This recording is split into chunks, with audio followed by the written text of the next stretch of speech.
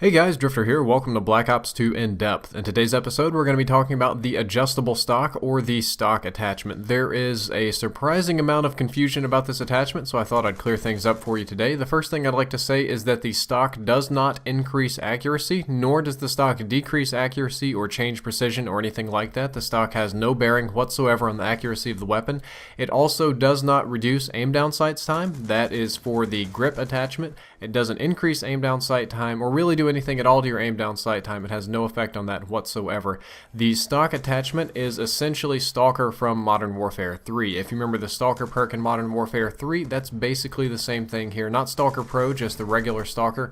What it does is it greatly increases movement speed while you're aiming down sights. If you haven't noticed in Call of Duty games, not so much on the submachine guns, but definitely on the light machine guns and assault rifles, when you aim down sights, you can't move quite as fast as you were moving before. This is kind of to simulate the need for standing still and accuracy in real life, because you don't see soldiers aiming down the barrels of their rifles, running sideways back and forth really quick trying to dodge bullets. This kind of simulates that and limits your movement in a more realistic way.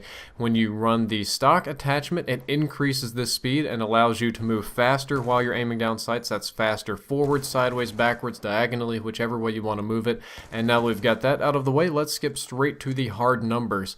On assault rifles, your normal movement speed when you're aiming down sights is 40%, and that's 40% of 100%. 100% is the baseline speed of just moving with a knife, just walking around with a knife, not sprinting. That's a little bit different. When you aim down sights with your assault rifle, that is 40% of your maximum speed in this game. When you use the stock attachment, that speed increases to 88%. So when you aim down sights with an assault rifle that has a stock on it, you can still move at 88% of your normal speed, which is a 48% increase. That's more than doubling the speed. That is a drastic and huge improvement.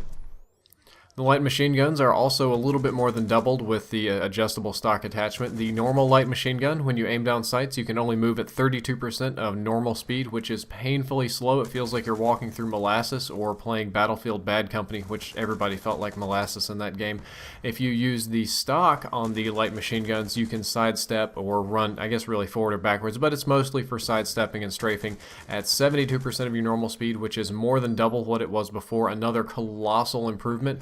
40% improvement right there. Very, very big thing. This allows me to corner with light machine guns. Previously, when I didn't have stock on my light machine guns, I wasn't able to move around corners very well, and with stock, I'm able to corner people, and since they're heavy rounds, they punch through corners pretty easily anyway.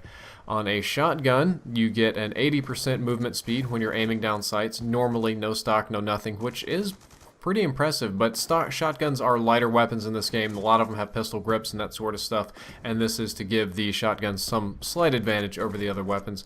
If you put a stock on your shotgun, you're only going to get an 8% improvement. It's only going to go up to 88%, so not a very big improvement there on the shotguns, or maybe 10% of the 80, whatever kind of math you want to apply to it. I almost never use stock on my shotguns. I've been known to put it on the KSG and the millimeter scanner so that I can kind of strafe around corners, but it's not the biggest difference. Well, the submachine guns might not get the biggest change percentage-wise. It is very impressive because they go up over 100%. The normal submachine gun will let you ADS and strafe at 80% normal speed, which is good enough for me. I almost never run stock on the SMGs. But if you do put a stock on your SMG, you can move faster than normal. You can go up to 102%.